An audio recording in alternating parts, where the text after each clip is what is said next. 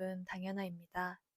3년차 선배가 전하는 솔직한 이야기, 개발자를 꿈꾸는 후배에게 벌써 마지막 시간이네요. 효율적인 지식 쌓기라고 하는 주제로 인사드리게 되었습니다. 지금까지 여러분들께 전달할 수 있는 제가 현직에서 3년 내지는 더 많은 다양한 경험을 하면서 고민했던 문제에 대해서, 결론에 대해서 팁과 방법을 소개를 해드렸는데요. 큰 도움이 되셨는지는 의문입니다. 하지만 정말 단 한 분이라도 이걸 통해서 도움이 되셨다면 좋겠다는 마음으로 오늘 마지막 강의 시작해 보겠습니다. 여러분들 여태까지 회사를 고르는 방법, 내가 우선순위를 고르는 방법을 찾아보셨는데요. 바로 직전 강의 회사에 대한 우선순위를 세우는 거 기억나실까요? 여러분들이 이렇게 회사의 기준을 세우고 합격을 해서 입사를 하실 수 있습니다. 근데 이제 문제는 입사하고부터죠. 회사에 입사를 하시면은 실제로 내가 생각했던 내용들, 내가 세웠었던 우선순위랑 실제 내가 좋아하는 거랑은 차이가 있구나라는 거를 느끼실 수도 있습니다. 나는 이걸 좋다 생각해서 이 우선순위로 생각을 했는데, 생각보다 나 이거보다 이게 더 좋았던 것 같아. 라는 걸 이야기하시는 분들이 많아요. 이거는 당연하다고 생각을 합니다. 내가 상상하고 나를 돌이켜 봤을 때 내가 바라는 사람을 생각했는지 내가 원하는 걸 생각했는지는 아주 종이 한 장 차이이기 때문에 되게 어렵습니다. 하지만 여기서부터가 새로운 시작입니다. 여러분들이 이 간극을 인지를 하시는 분도 있었고요. 나 내 우선순위 되게 맞은 것 같아 라고 해서 회사가 정말 잘 맞으시는 분들도 있으실 거예요. 이 각각을 했는데 이 간극을 만약에 느끼신 분이라면 이걸 수용할 수 있는지 없는지도 아마 개개인마다 다르실 겁니다. 내가 이걸 좋아해서 원해서 입사를 했는데 나 사실 이게 더 좋아하는 것 같아. 근데 뭐 이 정도는 그냥 그럭저럭 할 수 있어. 뭐 좋아하는 걸 회사에서 다르게 만들면 되지. 내지는 이 원하는 것도 내가 원했던 방향 중에 하나니까 이대로 가면 되지. 가 가능하신 분도 있을 거예요. 근데 이 내가 원하는 바와 좋아하는 거에 간극이 크면 클수록 실제로 내가 생각했었던 나의 원하는 바와 내가 좋아하는 게 훨씬 다르다면 그리고 내가 기대했던 회사의 모습과 실제 회사의 모습이 다르다면 이 간극을 수용할 수 없는 분도 생기실 겁니다. 그러면은 이 간극을 수용할 수 있냐 없냐에 따라서 개개인이 이제는 회사에 적응을 해서 성과를 내고 할 수 있는 범위를 넓혀가시는 분들이 생길까면 다음 이직을 빠르게 준비하거나 빠른 퇴사를 고민하시는 분들도 생기실 거예요. 이거는 여러분들이 스스로 판단하는 내용이기 때문에 여러분들이 선택하신 방향에 대해서 내가 앞에서 생각을 잘못한 것 같아가 아니라 내가 이런 경험을 해서 이걸 배웠네로 간단하게 정리하시고 그 다음을 보시면 좋겠습니다. 그때 잘못해서 생각한 것 같아. 로 한다고 해서 지금 입사했던 사실을 없애버릴 수 있는 건 아니잖아요. 그렇기 때문에 바로 그 다음 스텝을 봐주시면 좋겠습니다. 취업은 취업이 끝이 아닙니다. 취업을 하면요, 공부도 꾸준히 해야 되고요. 그 공부한 걸 바탕으로 성과도 내야 되고요. 성과된 걸 바탕으로 실제로 구체화, 실현도 시켜야 됩니다. 그렇기 때문에 이 개발신 자체는 공부가 끝나지 않는다고 생각해요. 그리고 단순히 우리 취업하면 평생 1년차로 살 게 아니잖아요. 내가 다니면서 내가 바라는 바, 나의 로드맵을 고민해야 됩니다. 사실 이번 회차는 3년 차인 저도 계속 꾸준히 고민하고 있는 부분입니다. 그래서 3년 차는 이런 고민을 하더라. 저 사람은 이런 고민을 하고 있다더라. 이런 걸로 봐주시면 좋겠습니다. 저는 취업할 때 직무를 우선순위로 생각해서 백엔드라고 하는 한 파트를 정해서 들어왔는데요. 백엔드도 백엔드가 할 수 있는 범위들이 다양합니다. 데이터를 다룰 수도 있고요. 모니터링을 할 수도 있고요. 트래픽을 다룰 수도 있고요. 엔드포인트를 만들 수도 있습니다. 그럼 내가 이 중에서 내가 바라는 거는 어느 방향인지 저는 지금도 결론을 내리지 못한 상태로 고민을 꾸준히 하고 있습니다. 여러분들도 다르지 않습니다. 취업을 했는데, 나 이런 업무를 하는 게 생각보다 잘 맞았다. 이걸로 훨씬 로드맵을 높여볼까? 내지는, 나 이런 거를 좋아하는 줄 알았는데, 회사에서 하니까 옆에서 하는 저게 더 재밌어 보이는데, 저걸 한번 공부해볼까? 이런 실 수도 있어요. 취업은 앞으로 여러분들이 하실 수 있는 다양한 내용들이 되는 거고요. 가장 중요했던 질문은 회사에서 제너리스트가 될 것인지 스페셜리스트가 될 것인지 이런 고민도 생각보다 많은 분들이 하고 계십니다. 여러분들도 한번 해보시면 좋겠네요. 자, 그러면 이제 회사에서 하는 되게 다양한 기술적인 소통을 녹여내는 것이 핵심이 될 것입니다. 회사에서 분명히 피드백을 받으실 거예요. 그게 개발적인 피드백이든 개발 외적인 피드백이든 회사 생활로서의 피드백이든 여러 개를 받을 것입니다. 그럼 이것들은 충분히 내가 수용할 수 있어야 돼요. 회사는 여러 명이 꾸려서 운영되는 거기 때문에 이 하나에 대해서도 여러 가지 관점이 있음을 이해해 보셔야 됩니다. 저희는 개발 직무라고 하는 특성 때문에 이걸 어떻게 구현할 것인가, 이거의 성능은 어떻게 할 것인가, 이거의 효율은 어떻게 할 것인가로 다가간다면 이거를 일정을 나누고 흐름을 정리하는 분들은 일정을 어떻게 관리할 것인가로 와닿습니다.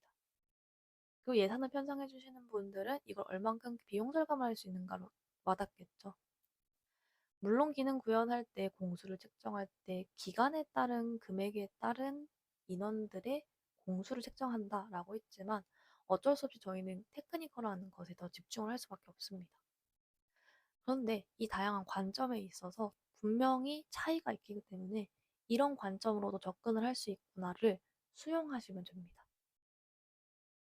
기획적으로 보면 이런 기능들은 이렇게 확장 가능성이 있다고 보셨었구나를 하시고 본인은 이렇게 이해를 했다. 이렇게 확장성으로 고려했다라는 것도 상호 피드백을 주심으로써 서로의 고민하고 있는, 생각하고 있는 방향성을 통일시키는 것이 정말 중요합니다. 그래야 회사에서는 같은 방향을 보고 같은 목표를 향해서 갈 수 있는 거고요. 이 차이 때문에 서로의 부족한 부분을 맞춰가면서 성장할 수 있는 거라고 저는 생각을 하고 있습니다. 그래서 되게 다양한 관점이 존재할 수 있음을 이해를 꼭 해주셔야 됩니다. 그리고 회사에서는 어, A 하나라고 하는 거에 대해서 왜 이걸 써야 되는지, 왜 이걸 선택했는지에 대한 거를 충분히 질문하시고 이해하시고 혹은 다른 차원으로 바꿔보시는 것은 설득을 해보셔야 됩니다. 그래서 여러분들이 하시는 방법들에 전부 다 정말 좋은 질문을 해주시는 것이 중요합니다. 회사에서는 다양한 이해관계들이 얽혀 있기 때문에 그 방법을 납득시킬 수 있다면은 충분히 더 효율적인 방법으로 가실 겁니다. 물론, 저 그런 대화 할 사람 없어요. 저 그런 고민을 나눌 사람이 없어요. 라고 하실 수도 있으세요. 하지만 그거를 연습을 해보시고 안 해보시고가 정말 다르기 때문에 한번 보시면 좋겠습니다. 예를 들어서 게시판 기능을 만들어라 라고 주셨어요. 근데 정말 단순히 이런 기획이 있다 라는 거를 알려주시고 미리 한번 고민해봐라고 알려주셨습니다. 그럼 이제 판단을 하겠죠. 게시판을 만드는 경우는 굉장히 다양합니다. 게시판을 리스트 뷰 형식으로 보여줄 것인지, 카드 뷰 형식으로 보여줄 것인지, 그리고 페이지네이션은 우리가 아는 1, 2, 3, 4, 5번으로 나타낼 것인지, 1, 2, 3, 4, 5번의 다음과 다음 세트를 보여주는 버튼을 만들 것인지, 그게 아니라 무한 스크롤로 만들 것인지, 이런 다양한 선택지들이 나오게 됩니다. 그러면은 그 게시판이 어떻게 사용이 되는 건가요? 누가 주로 사용하는 건가요? 이런 것들을 물어봅니다. 그럼 이거에 따라서 예를 들어서 이거는 사진 게시판으로 사용을 할 거예요 라고 하면은 사진 게시판이면 단순히 리스트 뷰보다는 카드 뷰가 훨씬 더 적합하겠죠. 그리고 이거는 어떤 경우에 쓰는 건가요? 아, 이거는 다양한 소식을 전하는 내용에 가까울 거예요. 내지는 정보를 보는 거에 가까울 거예요. 라고 한다면 정보는 무한 스크롤보다는 페이지네이션이 명확해서 한눈에 다 들어오는 것이 중요합니다. 그러면은 카드 뷰에서도 1, 2, 3, 4, 5가 되는 페이지를 변경할 거지만 모든 소식을 전해주는 거라면은 계속 무한 스크롤, 소식이 끊기지 않는다는 걸 어필할 수 있도록 스크롤링 하는 것도 다양한 방법 중에 하나죠. 물론 이거를 UX적으로 어떻게 풀어내느냐의 차이지만, 아, 저는 이런 생각으로 이런 이란 이안을 준비를 했습니다. 이럴 때는 어떤 게 장점이고요? 이런 게 장점이라고 생각이 됩니다. 실제로 사례는 무엇이 있고요? 이랬을 때 어떤 걸 적용하면 더 좋을까요? 이런 식으로 적절한 질문을 드리고 적절한 고민을 바탕으로 근거를 항상 기반에 말한다면 충분히 가능합니다. 그리고 이 반영하는 과정에서의 고민은 항상 기록을 해두시면 좋은데요. 전에 이슈를 통해서 특정 이슈가 반복해서 발생했을 때 빠르게 해결할 수 있다고 말씀드린 것처럼 단순 코드적인 소통뿐만 아니라 이런 회사에서의 피드백을 고민하는 기록들도 필요합니다. 자, 그러면은 우리는 개발자지만 개발의 확장성과 이런 걸 고려해서 진행할 수도 있다는 점을 이해한다라고 했죠. 그럼 이런 고민도 기록하면서 하실 수 있습니다. 그럼 여기서부터 나뉘게 되는데요. 개발자로 계속 갈 것인지, 개발을 할 줄 아는 기획도 읽을 사람으로 갈 것인지, 이런 식으로 본인의 넓이와 깊이를 본인이 선택해서 가시면 됩니다. 그래서 회사의 피드백을 정말 나의 것으로 수용하고 나도 그걸 녹여내서 활용할 수 있는 사람으로 간다면은 여러분들은 회사를 다니는 것만으로도 충분히 성장을 하실 수 있으실 겁니다. 근데 가장 중요한 건 이거죠. 근거와 대안이 꼭 건실하게 전달이 돼야 됩니다. 아, 저 이게 좋아요. 아, 요즘 이거 많이 한다던데요. 이게 이렇게 되면은 전혀 아무도 설득하실 수 없으실 거예요. 제가 이걸 이렇게 생각해서 요즘에는 사용자 UX 관점으로 이런 게 트렌드라 훨씬 더 이런 사용 빈도수가 높다고 합니다. 실제로 뭐 어떤 웹사이트에서 이렇게 뷰가 바뀌었다고 합니다. 내지는 뷰가 바뀔 예정이라고 합니다. 이런 것들처럼 근거와 대안이 있어야 돼요. 근데 그게 아니라 뭔가 저희 회사에서 처음으로 시도하는 거다라고 하면은 성과적인 거, 효율적인 측면으로 설명하면 되겠죠. A라고 하는 기능은 사용자가 몇만 명이라는 걸 가정했을 때 이런 식으로 되면서 뭐 부하가 될 것 같아서 저희 아키텍처를 이렇게까지는 늘려야 될 것 같습니다. 내지는 늘려야 하지 않을까요? 이런 케이스에서는 이제 상사님들, 선배님들의 입장에서는 어떤 경험이 있으신가요? 이런 정도로 계속 배우시면서 하시면 됩니다. 제가 설명드린 이런 예시 같은 경우는 사실 막 입사한 신입들이 제안하거나 질문하기는 굉장히 어렵다고 저 역시 동일하게 생각을 합니다. 그렇기 때문에 우선은 제안하는 단계 이전에 이 회사에서는 어떤 방향성으로 확장을 하고 있는 것이고 이런 기능들을 정할 때는 어떤 관점으로 선택을 하고 있는지 어, 구경해 보시고 정리해 보시고 이해해 보시면 되게 많은 회사의 방법론들 중 선택하는 방법들 중에 한 가지를 배우실 수 있게 될 거예요. 그래서 이것들을 나의 것으로 수용하는 것들을 해보시면 좋겠습니다. 저는 이게 되게 중요하다고 생각을 하는데요. 저의 우선순위가 성장이 굉장히 높았었던 것만큼 성장을 위한 도우미를 꼭 찾아보셨으면 좋겠습니다. 여러분들이 성장이 높은 순위는 아니라고 하셔도 회사에서 계속 진급을 하시거나 연차가 쌓이면서 바라는 역할들이 다양해질 거기 때문에 이거에 대한 고민은 분명히 생기실 수밖에 없다고 생각이 들어요. 그래서 이 각 과정에서 이런 관점에서 성장을 하실 때 이런 것들을 활용해 보시면 좋겠습니다. 진행하는 모든 과정에서 회사 상사분들이 있을 거예요.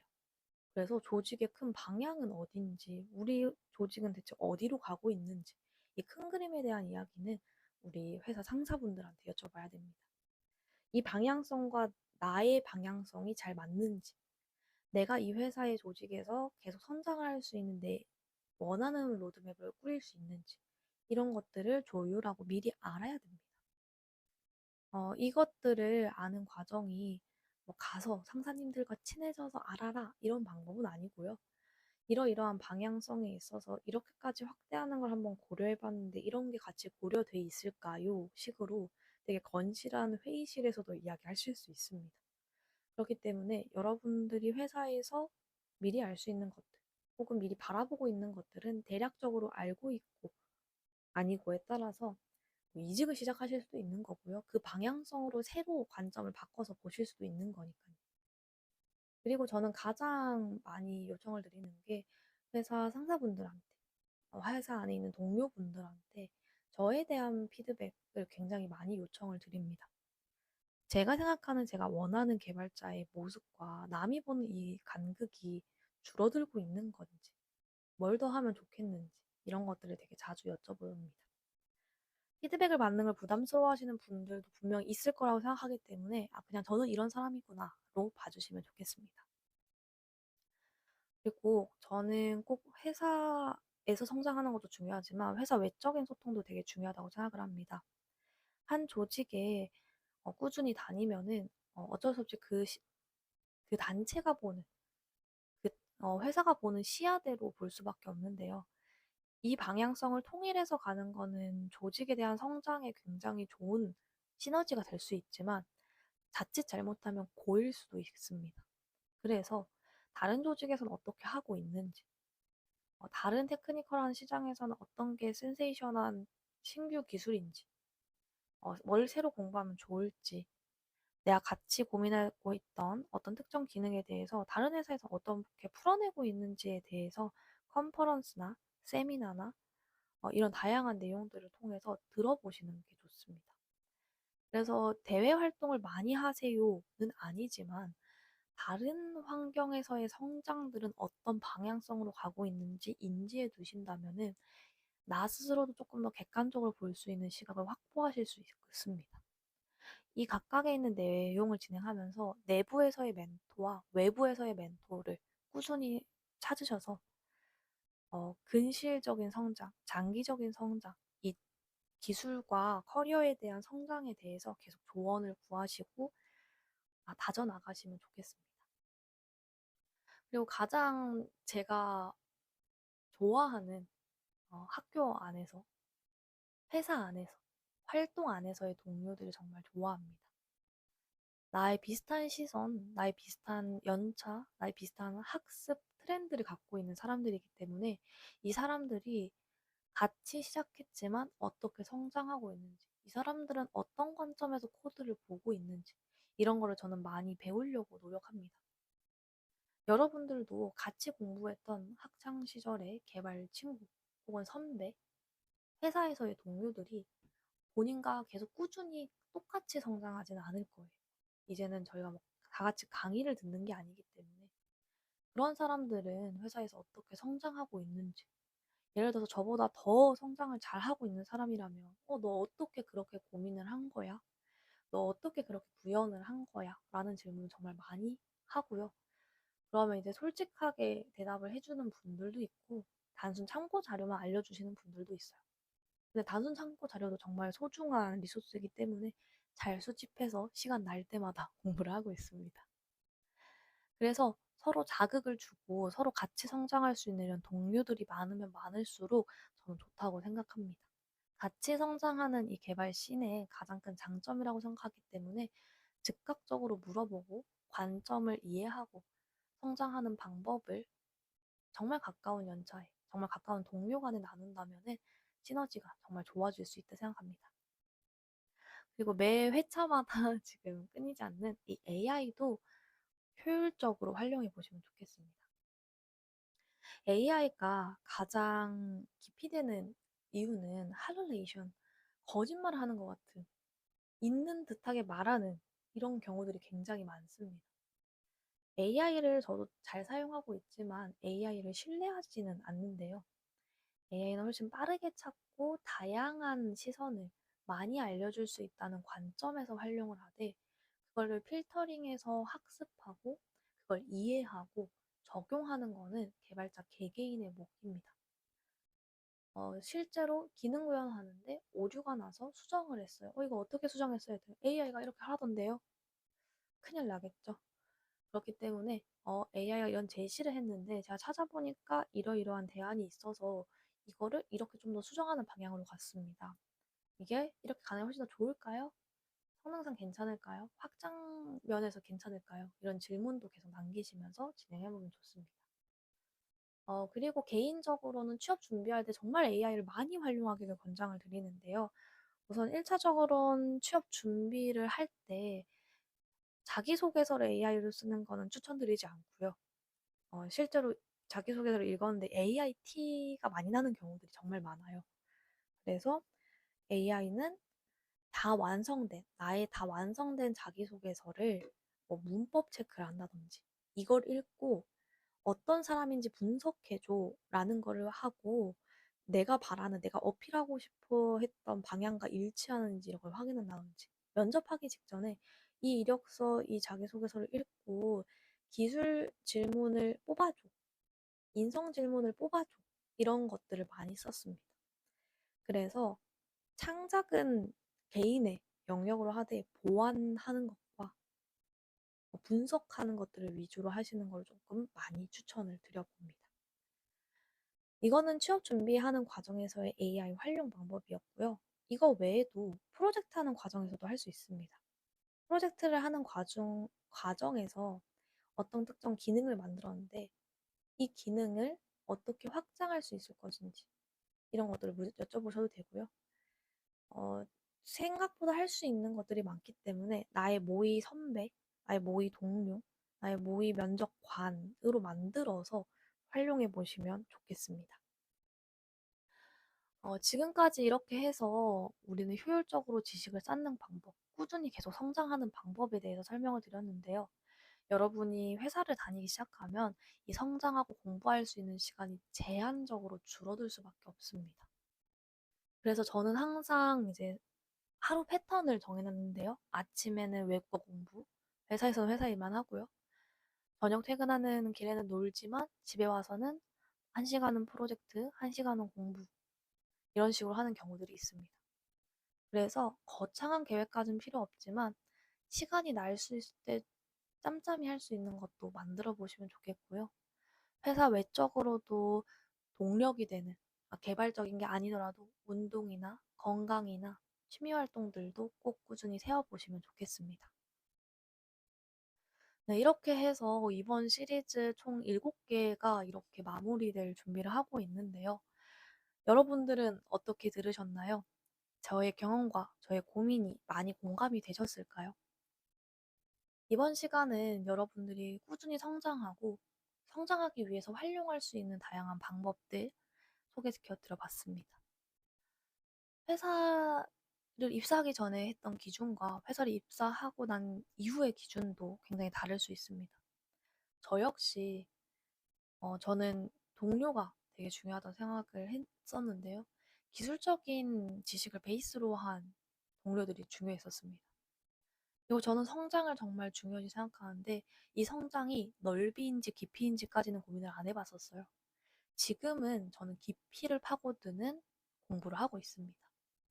그래서 여러분들이 진행하시는 이 개발자가 여러분들의 경중에 맞게, 여러분들의 삶의 행복에 맞게 고민해 보시는 시간이 되면 좋겠는데요. 이 시리즈 간단하게 요약해 보면서 우리 전체적으로 마무리해 보도록 하겠습니다. 개발자를 꿈꾸는 후배에게 시리즈는요, 저의 개인적인 학부생 시절부터 주니어 시절까지의 고민을 녹여낸 방법이었고요. 개인 경험 정리를 기반이기 때문에 절대로 전체가 정답인 방법은 아닙니다. 첫 번째 회차는 코딩이 전부가 아니다 라는 내용이었는데요.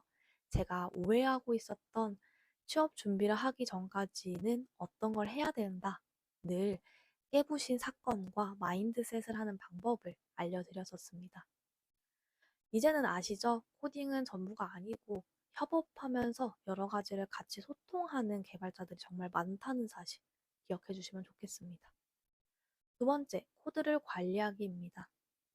여러 명이서 관리하거나 여러 버전을 관리해야 되는 여러 프로그래밍은 기시라고 하는 시스템을 통해서 관리를 하고 정돈을 해야 되는데 취업 준비하는 과정 혹은 취업 준비를 위한 여러 활동을 하는 과정 그게 아니더라도 학교 프로젝트라는 과정에서도 이 코드를 정돈하고 어필할 수 있는 방법들을 알려드렸습니다.